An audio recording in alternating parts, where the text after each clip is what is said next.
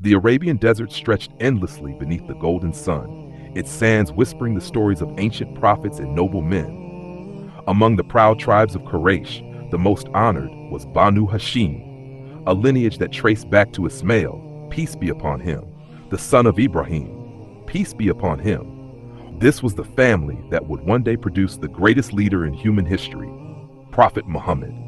May peace and blessings of Allah be upon him. But before his birth, the world would witness the extraordinary life of his father, Abdullah, and his noble mother, Āminah. Abdullah ibn al-Muṭṭalib, the father of the final and ancestry. Abdullah ibn al-Muṭṭalib was born into the most noble lineage in Arabia, Banu Hāshim, a subclan of Quraysh. His father, al-Muṭṭalib, was one of the most powerful and respected leaders in Makkah, known for his wisdom, generosity, and leadership. He was the grandson of Hashim ibn Abd, the legendary Qurayshi leader who established the famous trade routes of Quraysh, ensuring that Makkah prospered as a center of commerce and pilgrimage. Al-Muṭṭalib was also the man who rediscovered the well of Zamzam, fulfilling an ancient prophecy. His leadership made Banu Hāshim the most revered family in Makkah, and among his many sons, Abdullah was the most beloved. Abdullah's extraordinary beauty and character. Abdullah was known throughout Arabia for his extraordinary beauty. His face shone with a special radiance, and many believed he carried a divine light within him. This was the nur of prophethood, which had been passed down from Ibrahim, peace be upon him, through the generations. He was described as handsome and graceful, with striking features that caught the attention of everyone. Humble and kind. Despite being the son of the most powerful man in Makkah, he was known for his modesty. Soft-spoken and intelligent, he spoke with wisdom beyond his years, earning respect among his people. A man of pure lineage, he was chosen to carry on the honored ancestry of Quraysh. The women of Makkah admired Abdullah, and many sought to marry him because of his nobility and charm. But his greatest test came before he even reached adulthood. The near sacrifice of Abdullah before Abdullah was married. His life was nearly taken due to a vow made by his father. When al-Muṭṭalib rediscovered the well of Zamzam, he swore that if Allah granted him 10 strong sons, he would sacrifice one of them in gratitude. Years later, Allah fulfilled his wish, and he had 10 sons. As a man of his word, al-Muṭṭalib knew it was time to offer one of them as a sacrifice. He cast lots to determine which son to sacrifice, and Abdullah's name was drawn. The Quraysh were horrified. You cannot sacrifice your own son. If you do, others will follow this practice. At their urging, al-Muṭṭalib sought guidance, and a wise woman advised him to cast lots between Abdullah and 10 camels, adding 10 more camels each time the lot fell on Abdullah. The process continued until the number of camels reached 100, and finally, the arrow fell on the camels. Thus, Abdullah was spared, and 100 camels were sacrificed in his place, setting the precedent for blood money diya in Islamic law.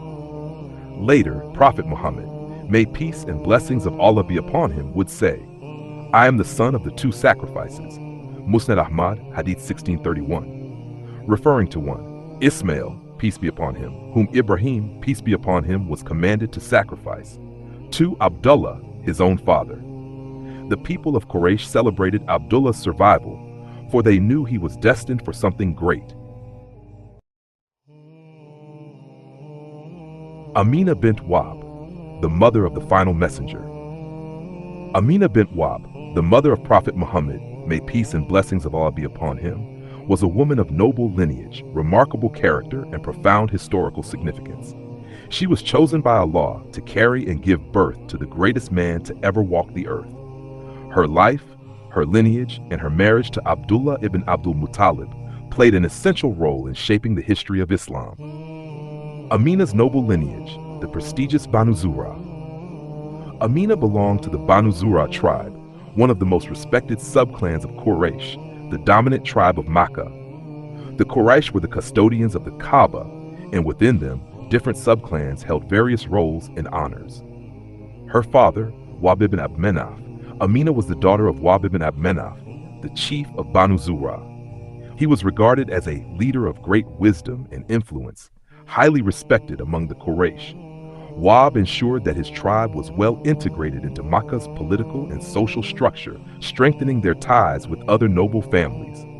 Her mother, Bara bint Abdul-Uzza, Āminah's mother, Bara bint Abdul-Uzza, also hailed from a noble family, giving Āminah a prestigious background from both her paternal and maternal sides. Her ancestry and ties to Quraysh nobility.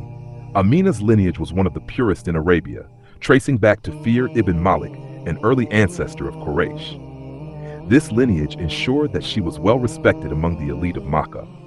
Through her father, Āminah was closely related to the powerful tribes of Quraysh, particularly the Banu Hāshim, from which her future husband, Abdullah ibn al-Muṭṭalib, came. Her noble ancestry made Āminah one of the most honored women in Quraysh.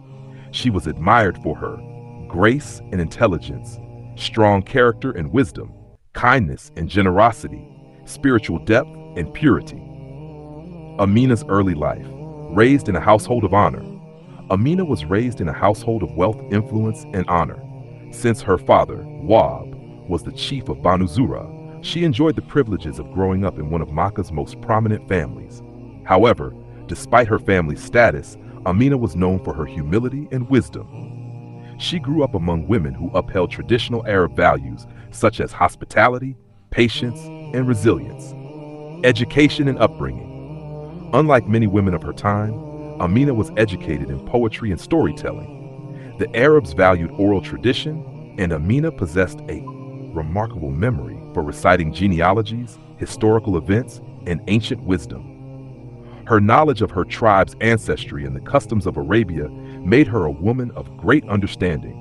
She was often sought after for her advice on social matters, as she was well versed in the traditions of Makkah. She was also deeply spiritual. Even though idol worship was common in Makkah, Āminah belonged to a family that still held on to the remnants of monotheistic beliefs that had been passed down from Ibrahim, peace be upon him, and Ismāʿīl, peace be upon him. Her father's death. Āminah's father, Wahb ibn Manaf, passed away when she was still young. After his death, she was raised under the care of her uncle, Wahb ibn Manaf, who became the new chief of Banu Zura. Her uncle ensured that Āminah remained in a household of honor and prestige, preparing her for a future that would make her name eternal in history.